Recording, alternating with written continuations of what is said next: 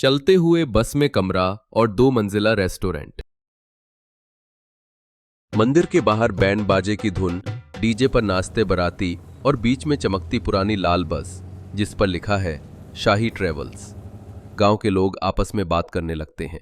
जिसके पास जमीन नहीं वो बस में ही दुनिया बसाता है।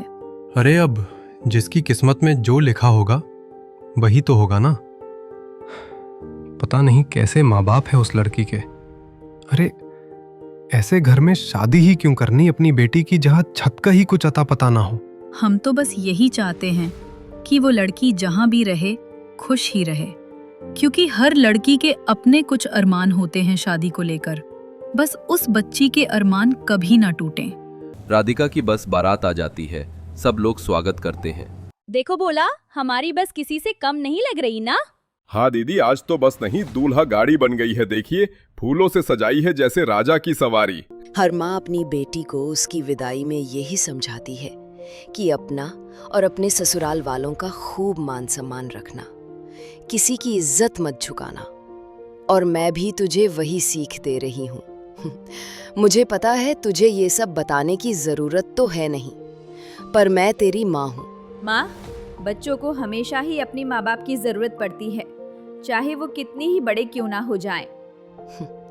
पता भी नहीं चला कि तेरी कब शादी हो गई, और विदाई की घड़ी भी ऐसे भागी जा रही है जैसे पैरों में पहिए लग गए हों। माँ, मैं भले ही यहाँ ना रहूँ, पर आप सब अपना और सबका खूब ख्याल रखना। मेरा दिल यहाँ रहेगा। तू अब चली जा रही है, पूरा घर सूना हो जाएगा। मुझे पता है कि तू भी यही सोच रही होगी कि तू चलते हुए घर में कैसे रहेगी।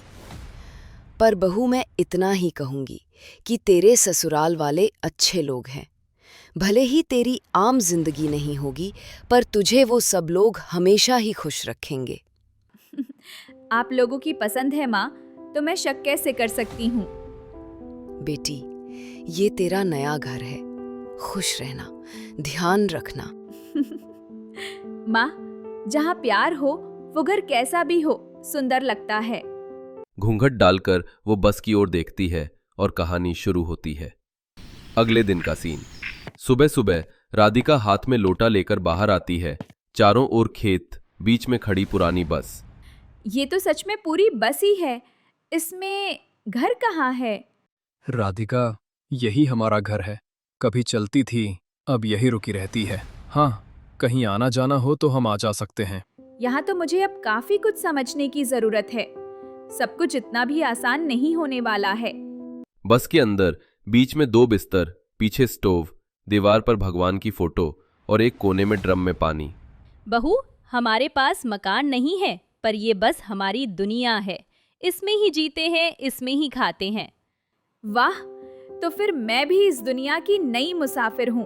और माँ जी, आपको शर्माने की या किसी भी बात से झिझकने की जरूरत नहीं है। अब ये मेरा भी घर है। वाकई में बहू, तू बहुत समझदार है। हमें लगा कि तुझे ये सब अजीब लगेगा और तू यहाँ ढल भी नहीं पाएगी, पर तू जिस तरह से बात कर रही है, अब मुझे लगता है धीरे धीरे तू अपने इस अनोखे और नए ससुराल को अपना ही लेगी। माँ जी, हर नई जगह में हर इंसान को परेशानी होती है, और अगर मैं उन परेशानियों से घबराकर कुछ समझूं ही ना, तो ये मेरी गलती होगी। आप सब चिंता मत कीजिए। भले ही ये सब अजीब हो, पर अब मेरा भी है।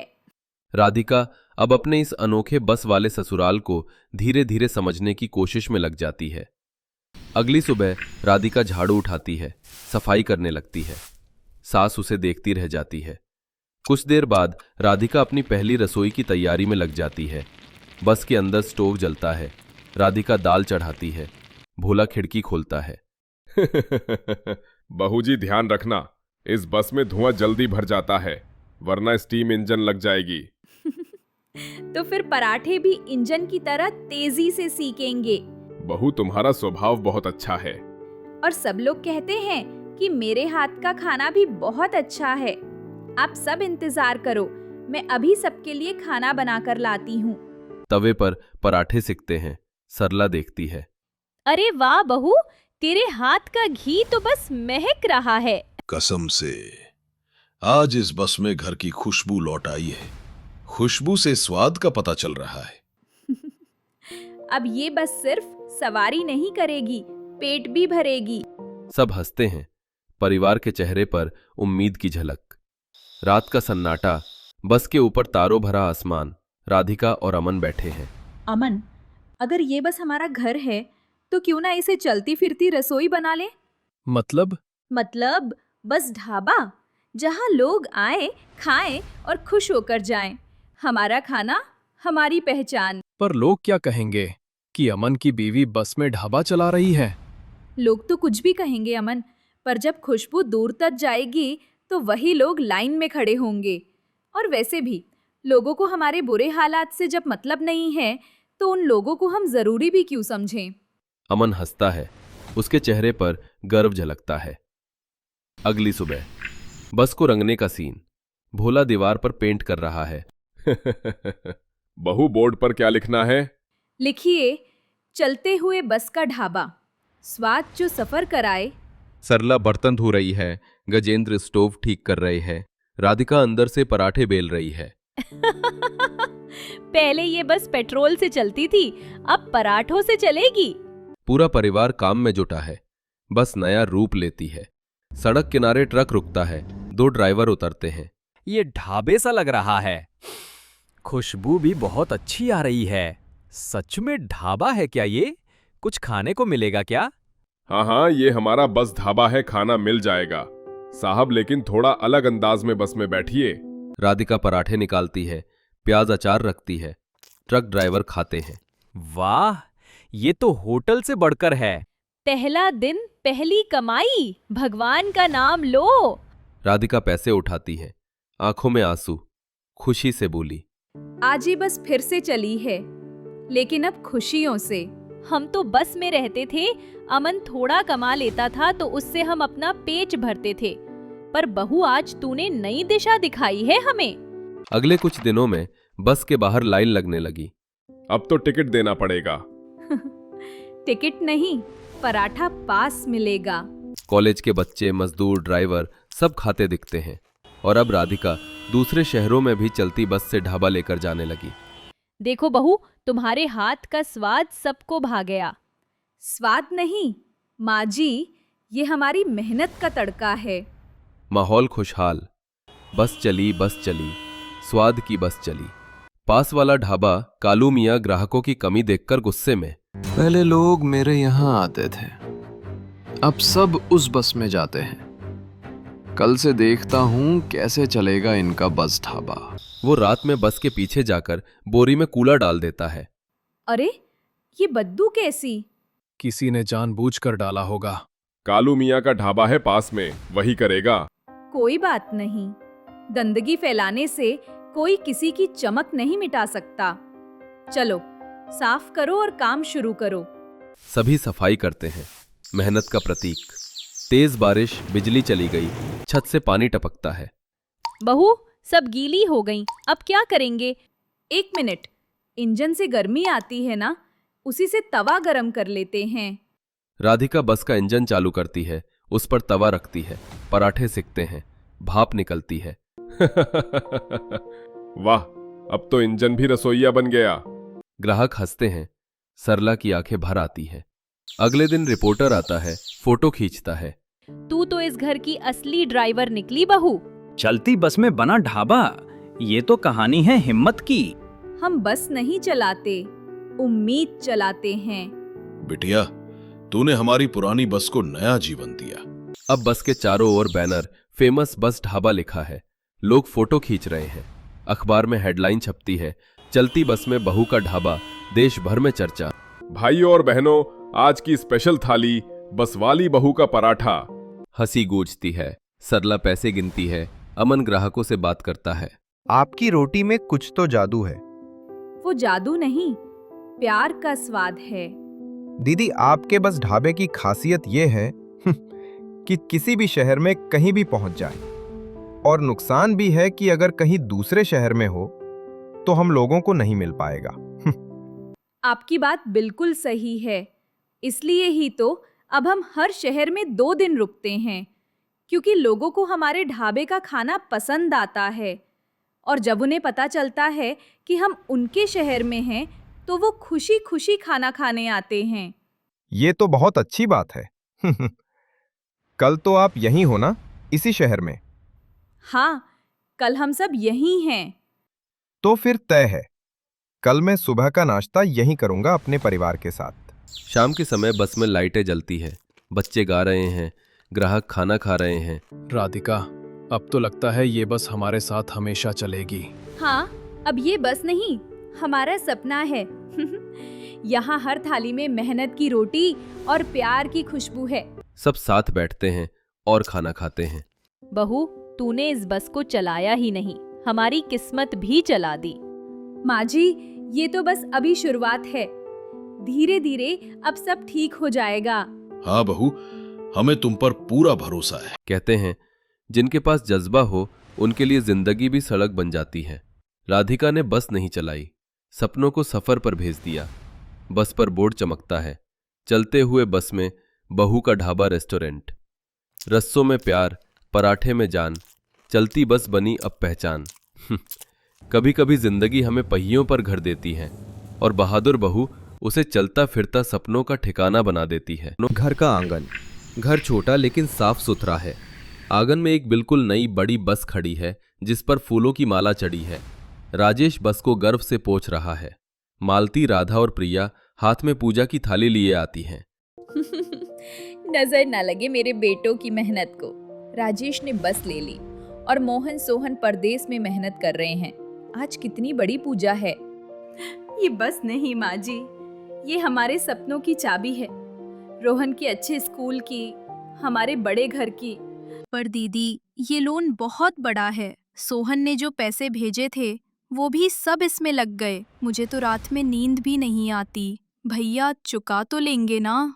प्रिया, तू घबरा मत, सब अच्छा होगा। भैया ने इतना बड़ा कदम उठाया है तो सोच समझकर ही उठाया होगा। देख नहीं रही भैया कितने खुश हैं।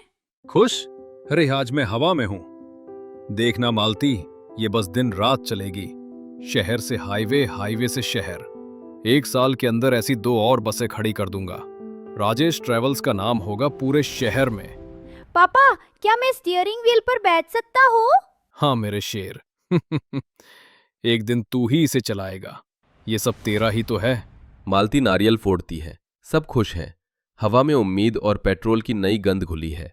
ये एक संयुक्त परिवार था।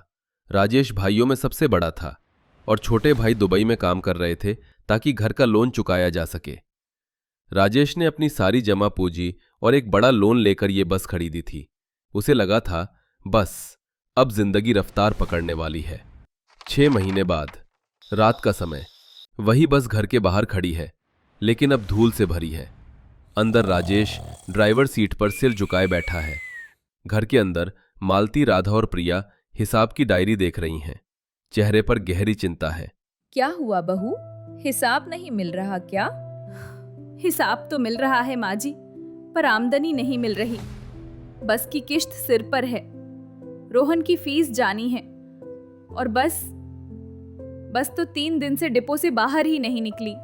मोहन भैया और सोहन ने भी इस महीने पैसे नहीं भेजे। कह रहे थे कंपनी में कुछ दिक्कत है। यहाँ भैया की बस नहीं चल रही। मुझे तो बहुत डर लग रहा है दीदी। कोई नहीं बैठना चाहता मालती।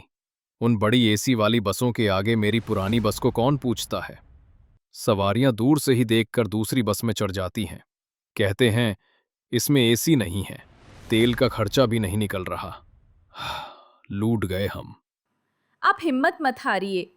एसी नहीं है तो क्या हुआ, हम किराया कम कर देते हैं। हम रूट बदल कर देखते हैं। मैंने सुना है गांव वाले रूट पर सवारियां बहुत हैं। सब करके देख लिया, किराया भी कम किया, रूट भी बदला, कुछ नहीं होता। वो गांव वाले भी अब शहर की हवा खाना चाहते हैं। मेरी बस में कोई नहीं बैठता। ये बस एक गलती थी, बहुत बड़ी गलती। तभी दरवाजे पर जोर से दस्तक होती है। राजेश का चेहरा सफेद पड़ जाता है। मालती डरते हुए दरवाजा खोलती है। सामने सूद लोन एजेंट 2 आदमियों के साथ खड़ा है। राजेश, ओ राजेश। राजेश जी, 3 किश्तें डिफॉल्ट हो गईं। फोन भी नहीं उठाते आप। बैंक कब तक इंतजार करेगा? सूद साहब बस धंधा मंदा है। अगले महीने पक्का 2 किश्तें एक साथ दूंगा। अगले महीने नहीं, अभी। या तो पूरा पैसा दो, वरना बस की चाबियां हमें दे दो। और ये घर, ये भी तो लोन पर ही है ना, बैंक को सब पता है। घर नहीं, ये घर नहीं जा सकता भैया। सोहन को पता चलेगा तो वो तो मुझे ही दोष देगा। हाँ मैडम, बस और घर दोनों गिरवी हैं। अगर बस का पैसा नहीं आया तो घर भी खाली करना पड़ेगा। आपके पास 7 दिन हैं। सूद और उसके आदमी चले जाते हैं। राजेश वहीं जमीन पर बैठ जाता है। सविता और प्रिया रोने लगती हैं। मालती और राधा एक दूसरे को सहारा देकर खड़ी हैं। चुप हो जा प्रिया, रोने से कुछ नहीं होगा। हे भगवान, मेरे बेटों की कमाई सब डूब गई। 1 हफ्ते बाद घर का सारा सामान बाहर आंगन में पड़ा है। घर बिकाऊ है का बोर्ड टना है। मालती, राधा, प्रिया, सविता और रोहन बस के पास खड़े हैं। राजेश अपने घर को आखिरी बार देख रहा है। माँ, हम कहाँ जा रहे हैं? क्या हम छुट्टी पर जा रहे हैं? हाँ बेटा, एक लंबी छुट्टी पर। हे भगवान, ये क्या दिन दिखा दिए। जिस घर को खून पसीने से सींचा, आज उसी से बेघर हो गए। सब खत्म हो गया मेरी वजह से। मैंने सोहन और मोहन की मेहनत भी डुबा दी। मैं हार गया मालती। अभी कुछ खत्म नहीं हुआ है। घर ही तो गया है, परिवार तो साथ है ना। और ये बस अभी भी हमारी है। बैंक वालों ने घर ले लिया, पर बस की चाबी नहीं ली। हाँ, बस यही है अब हमारा घर, हमारा बिस्तर, हमारा सब कुछ। जो कर्ज नहीं चुका पाया, अब उसी में रहना पड़ेगा। क्या किस्मत है मेरी। किस्मत से लगना पड़ता है। बैठिए, बस आप चाहिए। राजेश ड्राइवर सीट पर बैठता है। सब लोग बस में चढ़ते हैं। बस स्टार्ट होती है और उस गली से हमेशा के लिए निकल जाती है। शहर के बाहर एक सुनसान इलाके में बस खड़ी है। रात का समय है। बस के अंदर का दृश्य। पिछली कुछ सीटें हटाकर बिस्तर बनाया गया है, जहां सविता और रोहन सो रहे हैं। आगे की तरफ मालती और राधा एक छोटे से केरोसिन स्टोव पर रोटियां सेक रही हैं। प्रिया पानी भर रही है। बस के अंदर धुएं और नमी की गंध है। राजेश बस के दरवाजे पर चुपचाप बैठा बाहर अंधेरे में देख रहा है। सुनिए, 2 रोटी खा लीजिए। सुबह से कुछ नहीं खाया आपने। भूख नहीं है। भैया, ऐसे कब तक चलेगा? रोहन पूछता है, हम घर कब वापस जाएंगे? क्या जवाब दूं उसे? कल सोहन का फोन आया था। मैंने झूठ बोल दिया कि सब ठीक है, लेकिन कब तक? अगर उसे पता चल गया कि हमने घर खो दिया और अब हम इस बस में रह रहे, तो वो मुझे कभी माफ नहीं करेगा। तो कह दो कि उसका बड़ा भाई एक हारा हुआ आदमी है, जो अपने परिवार को एक छत नहीं दे सकता। कह दो कि हम सड़क पर आ गए हैं। यही है हमारी औकात। जाकर कह दो सबसे। चिल्लाइए मत माँ जी, और रोहन जाग जाएंगे। और प्रिया, तू भी रोना बंद कर। हम सड़क पर नहीं हैं, हम अपनी छत के नीचे हैं। ये बस हमारी है। हारना तब होता है जब हम कोशिश करना छोड़ देते हैं। अभी हम जिंदा हैं, सांस ले रहे हैं। इस जिंदगी से तो मौत अच्छी है। मालती उसे थप्पड़ मारने के लिए हाथ उठाती है, पर रुक जाती है। उसकी आंखों में आंसू है। ये बात दोबारा मत कहिएगा। मेरे लिए नहीं, तो अपने इस बेटे के लिए। क्या आप चाहते हैं ये आपको ऐसे हारा हुआ देखे? हम कोई ना कोई रास्ता निकाल लेंगे। मालती स्टोव बुझा देती है। बस में सन्नाटा पसर जाता है। अगले दिन दोपहर राजेश बस की छत पर कुछ ठीक करने का नाटक कर रहा है। नीचे मालती और राधा स्टोव पर कढ़ी चावल बना रही हैं। बस के शीशे खुले हैं ताकि धुआं बाहर जा सके। कढ़ी की खुशबू चारों तरफ फैल रही है। पास के कंस्ट्रक्शन साइट से एक मजदूर पानी पीने के लिए आता है। वो बस के पास आकर रुकता है, खुशबू सूंघता है। क्या खुशबू है बहन जी, कढ़ी बना रही हैं क्या? सच कहूं, घर की याद आ गई। 2 महीने हो गए घर का खाना खाएं। मजदूर चला जाता है। मालती वहीं खड़ी उसकी बातों पर गहरी सोच में डूब जाती है। वो बस के अंदर खाली पड़ी सीटों को, अपने स्टोव को और बाहर की सड़क को देखती है। शाम को जब सब लोग चुपचाप बैठे हैं, मालती आखिरकार अपनी चुप्पी तोड़ती है। सुनिए, मैं कुछ सोच रही थी। वो मजदूर कह रहा था उसे घर के खाने की याद आ गई। इस शहर में, इस हाईवे पर कितने लोग हैं जो घर का बना अच्छा खाना ढूंढते हैं। तो क्या अगर हम इसी बस में एक ढाबा खोल लें? राजेश, सविता और प्रिया चौंक कर उसे देखते हैं। दिमाग खराब हो गया है क्या तुम्हारा मालती? बस में ढाबा? कौन आएगा इस कबार खड़ी हुई बस में खाने? हम क्या अब सड़क पर खाना बेचेंगे? लोग क्या कहेंगे? राजेश ट्रेवल्स वाला अब बस में ढाबा चला रहा है। हाँ दीदी, लोग हंसेंगे हम पर। ये कैसा आइडिया है? क्यों नहीं आएंगे? लोग हंसते हैं तो हंसने दो। कम से कम हम किसी के आगे हाथ तो नहीं फैला रहे। हम पिछली सारी सीटें निकाल देंगे, छोटी मेज़ें लगा देंगे। मैं, राधा और प्रिया खाना बनाएंगी, माँ जी हिसाब देखेंगी, और आप बस को ऐसी जगह ले चलेंगे जहाँ भूखे लोग हों, जैसे ट्रांसपोर्ट नगर। बहू, ये क्या कह रही है? बस में चूल्हा आग वाग लग गई तो? हाँ माँ जी, हम सावधानी रखेंगे, पर हमारे पास खोने को क्या है? ये बस सड़ रही है, हम इसमें घुट रहे हैं। इससे अच्छा है इसे काम पर लगाएं। मेरे हाथों में स्वाद है। राधा पुड़िया अच्छी बनाती है, प्रिया चाय अच्छी बनाती है। आपका आशीर्वाद चाहिए। राजेश, आपका साथ चाहिए। दीदी सही कह रही हैं। हारकर बैठने से तो अच्छा है लड़कर हारना। मैं दीदी के साथ हूँ। पैसे कहाँ हैं? राशन, सब्जी, मेज, इन सब के लिए? ये हैं। राधा और प्रिया एक दूसरे को देखती हैं और वो भी अपने अपने कंगन उतारकर मालती के हाथ में रख देती हैं। जब मेरी बहुएं हिम्मत नहीं हारी तो मैं क्यों हारूं? चलो, कल सुबह मैं सब्जी काटूंगी। राजेश अपनी पत्नी और भाभियों के चेहरे पर हिम्मत देखता है। वो एक लंबी सांस भरता है और खड़ा होता है। ठीक है, कल सुबह मैं सीटें निकालना शुरू करूंगा। कुछ दिनों बाद बस का हुलिया बदल गया है। पिछली सीटें हट गई हैं, छोटी फोल्डिंग मेजें लग गई हैं। पीछे एक प्रॉपर किचन काउंटर बन गया है। बाहर बस पर हाथ से पेंट किया हुआ है। माँ का आशीर्वाद, चलता फिरता ढाबा, घर जैसा खाना। बस शहर के सबसे बड़े ट्रांसपोर्ट नगर में खड़ी है। मालती, राधा और प्रिया ने गर्मा गर्म राजमा, कढ़ी और चावल बनाकर रखे हैं। सविता काउंटर पर बैठी है। राजेश बाहर खड़ा ग्राहकों को बुला रहा है। आ जाइए, गर्मा गर्म खाना, घर जैसा स्वाद, राजमा चावल, कढ़ी चावल। ट्रक ड्राइवर आते हैं, बस को अजीब सी नजरों से देखते हैं और पास के पुराने ढाबे में चले जाते हैं। अरे बस में कौन खाता है? ये खड़ी रहेगी या चलते चलते खिलाएगी? तभी एक और ड्राइवर पास आता है। ओए, बस में रेस्टोरेंट? अरे वाह, 3 औरतें, क्या बात है। खाना खिलाने के लिए रखा है या चल 10 की चाय दे। पर सुन, उधारी में। जबान संभाल कर बात कर। अरे हाथ छोड़ तो रहने दे। सामने शर्मा जी का ढाबा पूरा खाना उधारी पर देता है। तुमसे कौन खरीदेगा? धंधा करना सीखो पहले। वो हंसता हुआ चला जाता है। राजेश का चेहरा शर्म से लाल हो जाता है।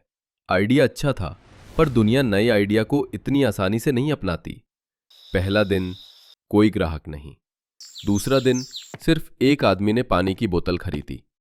5वां दिन आते आते वो गहने भी जा चुके थे। 5वें दिन की शाम बस में हताशा छाई है। बंद करो ये सब मालती, मैंने कहा था ये नहीं चलेगा। लोग हम पर हंस रहे हैं। वो घटिया आदमी क्या बोलकर गया था? मैं सब सुन रहा था। हम अपनी औरतों को सड़क पर तमाशा बनने के लिए ले आए हैं। हम बर्बाद हो गए। वो सारे गहने भी गए।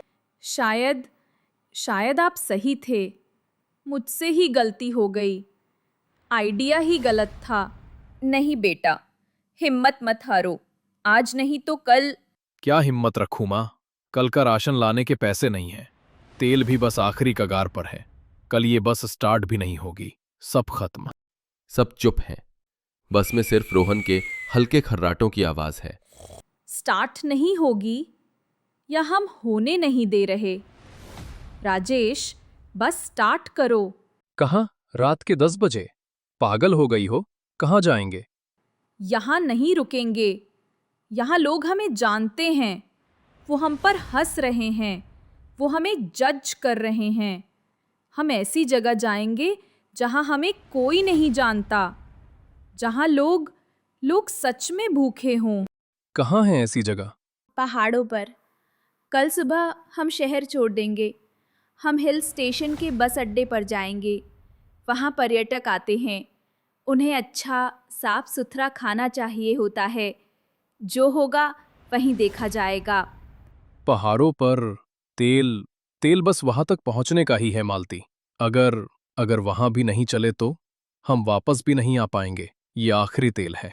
तो नहीं आएंगे, पर मैं यहाँ बैठकर हर रोज खुद को और अपने परिवार को इस तरह बेइज्जत होते नहीं देख सकती। अब यहाँ एक पल भी नहीं। राजेश कुछ देर सोचता है, फिर ड्राइवर सीट पर बैठता है और बस की चाबी घुमाता है। अगले दिन सुबह बस घुमावदार पहाड़ी रास्तों पर चढ़ रही है। नीचे गहरी खाई है। राजेश सावधानी से बस चला रहा है। मालती, राधा, प्रिया और सविता ने कसकर पकड़ रखा है। दोपहर तक वो एक छोटे से हिल स्टेशन के मुख्य बस अड्डे पर पहुंचते हैं। चारों तरफ धुंध है, हल्की ठंड है। कई टूरिस्ट बसें खड़ी हैं। यहाँ भी बहुत दुकानें हैं मालती। मैगी, मोमोज, हर तरफ वही है। हमें कौन पूछेगा? मुझे डर लग रहा है वो आखिरी तेल भी खत्म हो गया। वो मैगी बेच रहे हैं, हम घर बेचेंगे। डरिए मत, बस आप विश्वास रखिए। आज हम आलू पूड़ी और चना मसाला बनाएंगे। प्रिया, अदरक वाली कड़क चाय तैयार रखना। मालती, राधा और प्रिया गर्मा गर्म आलू पूड़ी और चना मसाला बनाना शुरू करती हैं। ताज़े मसालों और देसी घी की खुशबू ठंडी हवा में फैलती है। पास खड़ी एक टूरिस्ट बस से कुछ लोग उतरते हैं। वो थके हुए और भूखे लग रहे हैं। यार बहुत भूख लगी है। फिर वही चिप्स और मैगी। कुछ असली खाना नहीं मिलेगा क्या? रुको नितिन, ये खुशबू कहाँ से आ रही है? हे भगवान, जैसे घर पर पूड़ियां तल रही हों।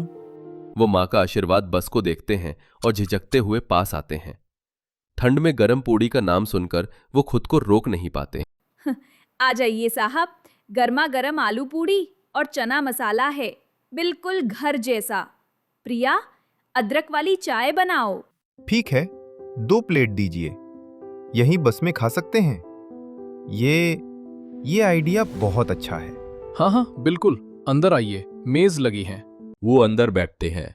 राधा उन्हें पत्तलों पर खाला परोसती है। वो पहला निवाला खाते ही एक दूसरे को हैरानी से देखते हैं। हे भगवान, ये तो बिल्कुल घर जैसा है। कितना स्वादिष्ट है।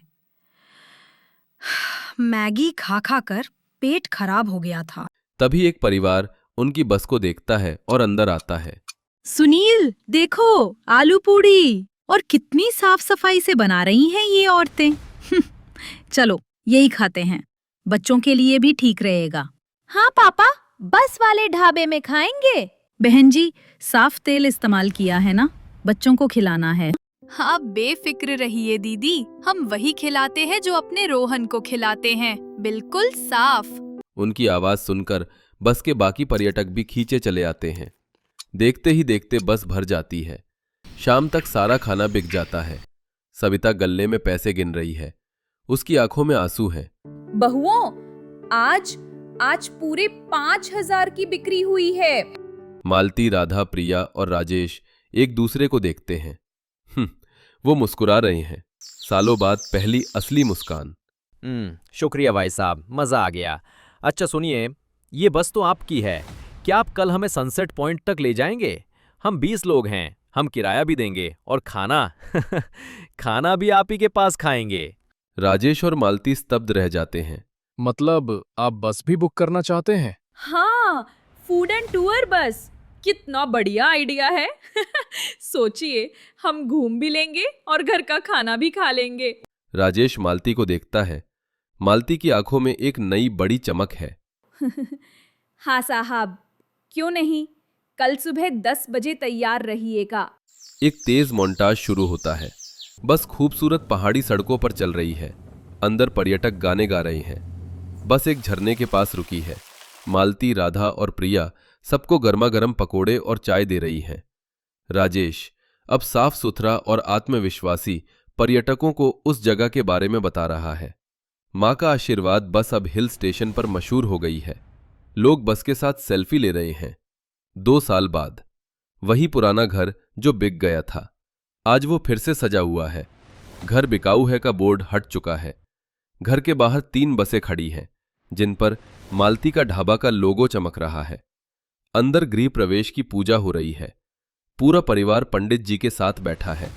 दरवाजे पर सूद आता है। इस बार उसके चेहरे पर मुस्कान है। वो राजेश को एक लिफाफा देता है। राजेश जी, 10 साल का लोन आपने 2 साल में चुका दिया। बैंक भी हैरान है। ये आपका नो ड्यूज सर्टिफिकेट है। आपकी प्रॉपर्टी अब पूरी तरह आपकी है। मुबारक हो। राजेश वो कागज लेता है और चुपचाप मालती के हाथ में रख देता है। ये तुम्हारा है मालती। मैं तो हार गया था। तुमने सिर्फ बस को नहीं, हमारी जिंदगी को रफ्तार दी है। मुझे माफ कर देना। ये हमारा है। हम सबने मिलकर इसे वापस पाया है। पूजा खत्म होती है। प्रिया अपने फोन पर वीडियो कॉल पर है। राधा और मालती भी मुस्कुराती हैं। सुनो सोहन, हाँ, हम अपने घर वापस आ गए। नहीं, आपके पैसों से नहीं। हमने अपना मालती का ढाबा खोल लिया है। हाँ, मैं, राधा दीदी और मालती दीदी। अब तुम और मोहन भैया जल्दी आ जाओ। यहाँ 3 बसें कौन संभालेगा? माँ, क्या हम अब वापस अपने घर आ गए? अब हम बस में नहीं सोएंगे? हाँ बेटा, अब हम वापस अपने घर आ गए। पर सच कहूं, उस बस ने हमें जिंदगी का वो सबक सिखाया जो ये घर कभी नहीं सिखा सकता था। ढाबा तो बस एक आइडिया था राजेश। असली कमाई तो हमारा परिवार है, जो फिर से एक साथ एक छत के नीचे है। कहते हैं मंजिल का मिलना जरूरी होता है, पर कभी कभी सफर ही मंजिल बन जाता है। मालती, राधा और प्रिया के लिए वो बस ही सफर थी और वही मंजिल भी। इन बहुओं की हिम्मत ने न सिर्फ एक परिवार को बचाया, बल्कि एक उजड़े हुए सपने को उम्मीद के पहियों पर फिर से खड़ा कर दिया। तीनों बसें एक लाइन में खड़ी हैं और परिवार अपने घर के सामने मुस्कुरा रहा है।